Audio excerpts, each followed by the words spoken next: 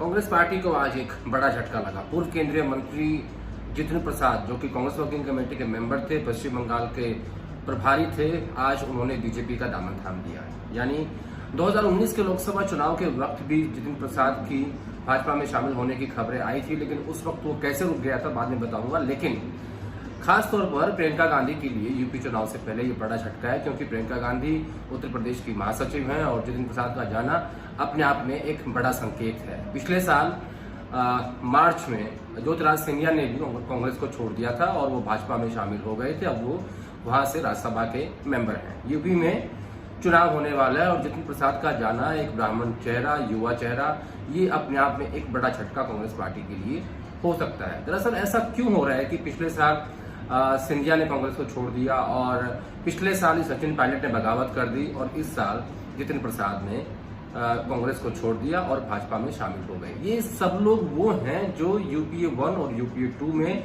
युवा कोटा में, राहुल गांधी के कोटे में भारत सरकार में मंत्री रहे, लेकिन 2014 का चुनाव हो, 2019 का चुनाव हो, ये सब लोग चुनाव हारते गए और एक के बाद एक बगावत सामने आ रही है। आज जितिन प्रसाद का जाना अपने आप में एक बड़े संकेत है कांग्रेस पार्टी के लिए कि किस तरीके से इन युवा नेताओं को पार्टी की तरफ से रोकने का प्रयास नहीं हो रहा है। अब बात करते हैं कि जब पहले जितिन प्रसाद पार्टी छोड़ने वाले थे तब क्या हुआ था।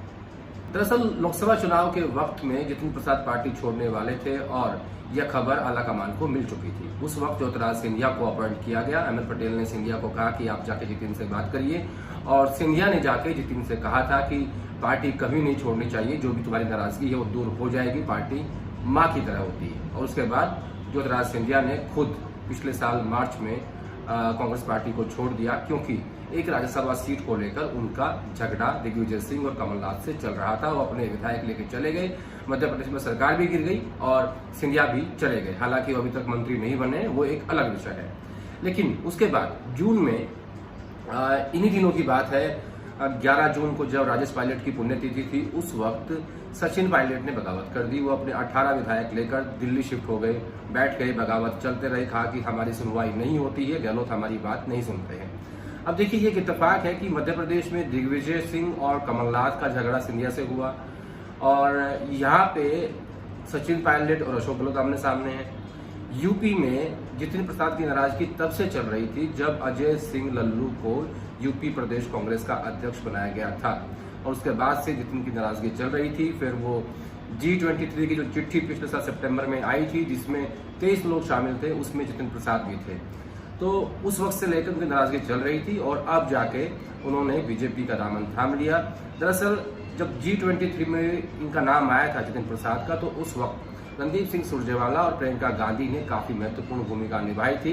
राहुल गांधी को राजी किया था और जब रिशफल हुआ तो जितिन प्रसाद को कांग्रेस का प्रभारी बनाया गया और वेस्ट बंगाल की जिम्मेदारी दी गई, जहां अभी अभी चुनाव हुए थे।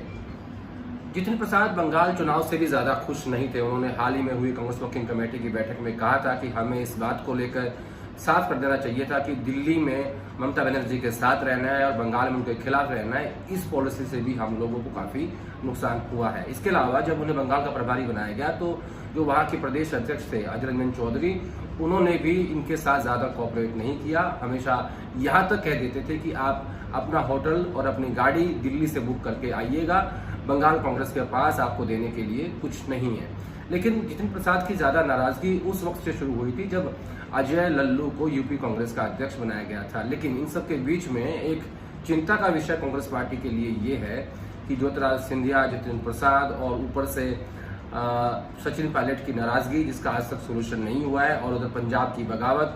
देखिए, पंजाब की बगावत को लेके कांग्रेस ने अपनी रिपोर्ट सबमिट कर दी है, जो कमेटी बनाई गई थी। लेकिन आप सोचिए कि जो कमेटी पिछले साल बनी थी, जिसमें सचिन पायलट को लेकर बात हुई थी, उस कमेटी की आज तक एक भी बैठक नहीं हुई है। तो ऐसे में ये काफी चिंता का विषय है स्टेट्स के लिए, क्योंकि जितने युवा नेता कांग्रेस पार्टी के पास है, उन सभी राज्यों में कांग्रेस के जो वरिष्ठ नेता हैं, जो मठाधीश हैं, जो बड़े लोग हैं, जो मुख्यमंत्री रह चुके हैं या मुख्यमंत्री हैं, वो उन्हें कहीं भी पैर रखने नहीं देते। और इन सब के बीच में एक ये कह सकते हैं कि कोऑर्डिनेशन करने में राहुल गांधी हो या सोनिया गांधी हो, वो इसमें फेल नजर आती हैं, क्योंकि ज्यादातर जो वरिष्ठ नेता है कांग्रेस पार्टी के, वो हावी हैं इन सब युवाओं के ऊपर, इसलिए सब अपने अपने भविष्य की चिंता करके कांग्रेस पार्टी को एक एक करके बाय बाय बोल रहे हैं।